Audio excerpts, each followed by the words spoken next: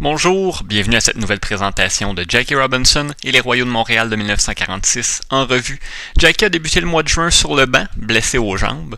Le 5 juin, c'est son arrêt-court Al Campanis qui a été mis hors de combat. Et le lendemain, c'était au tour de Marvin Rackley qui, lui, imaginez-vous donc, s'est blessé en soulevant sa valise.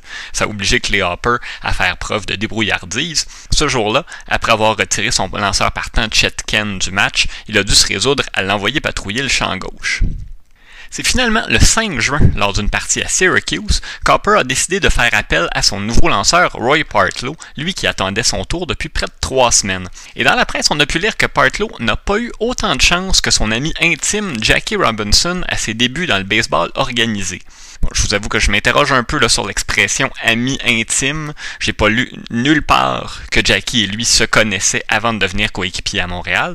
Est-ce qu'on prenait tout simplement pour acquis que puisqu'ils étaient tous les deux afro-américains, ils étaient forcément amis? C'est possible.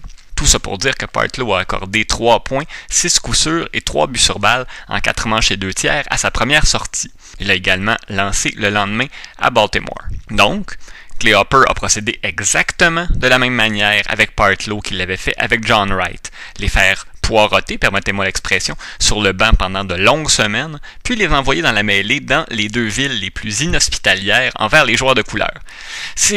Entre vous et moi, c'est difficile de croire qu'il puisse s'agir d'une coïncidence. Mais, au moins, Partlow a eu d'autres chances après sa deuxième sortie, ce que Wright, lui, n'a pas eu.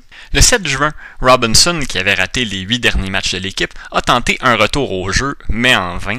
Il a boité pendant 5 manches avant de quitter la rencontre. Mais les choses ont bien failli tourner au drame pour lui ce soir-là. La partie avait lieu à Baltimore, et à la toute fin de la rencontre, le receveur montréalais Herman Franks en est venu au coup avec un joueur des Orioles. Les spectateurs ont envahi le terrain, et la police a dû intervenir. Mais selon ce que le joueur d'avant-champ des Royaux, John Jorgensen, a raconté à l'auteur Jules Steigel, il y a un groupe d'amateurs qui s'est rassemblé devant la porte du vestiaire montréalais après la fin de la rencontre et ils avaient l'intention de s'en prendre à Robinson. Ils lui ont crié de sortir du vestiaire, qu'ils allaient lui régler son compte, etc., ce qu'il n'a pas fait, bien entendu, et il a fallu attendre jusqu'à près d'1h du matin avant que le groupe en question ne se disperse. Pendant tout ce temps-là, il y a 3 joueurs des Royaux qui sont restés aux côtés de leur deuxième but, Jorgensen, Tom Tatum et Marvin Rackley. Ils ont voulu par la suite le mettre dans un taxi pour le renvoyer à l'endroit où il logeait. Il ne dormait pas avec l'équipe, bien entendu, mais ils n'en ont pas trouvé, alors ils l'ont raccompagné à la pension en autobus. Heureusement pour Jackie, le surlendemain, l'équipe mettait le cap sur le New Jersey où les choses étaient beaucoup plus calmes, et tandis qu'il se remettait de ses blessures, la principale occupation de Jackie Robinson a été de poser pour un buste destiné au bureau d'une société afro-américaine de New York et de passer du temps au camp d'entraînement du champion mondial des poids lourds Joe Louis qui se préparait à ce moment-là à défendre sa ceinture. C'est d'ailleurs à ce moment-là que la photo que vous voyez en ce moment a été prise, 2 géants qui posent avec les outils de travail de l'autre. L'équipe en général et l'attaque en particulier se portaient bien en l'absence de son deuxième frappeur. Les Montréalais ont établi un nouveau record d'équipe en marquant 26 points au cours d'un match contre les pauvres Giants de Jersey City.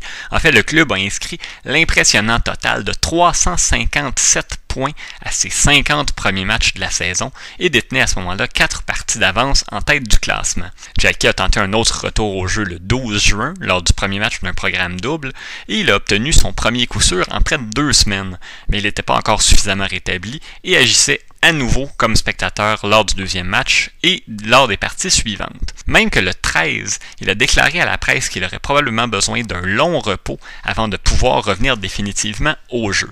Dans le prochain épisode, il sera question de cette absence qui se prolonge, des blessures qui se multiplient chez les Royaux et d'un match de balle molle de bienfaisance où Jackie a presque volé la vedette aux joueurs du Canadien de Montréal. Ne manquez pas ça, passez une excellente journée et à bientôt.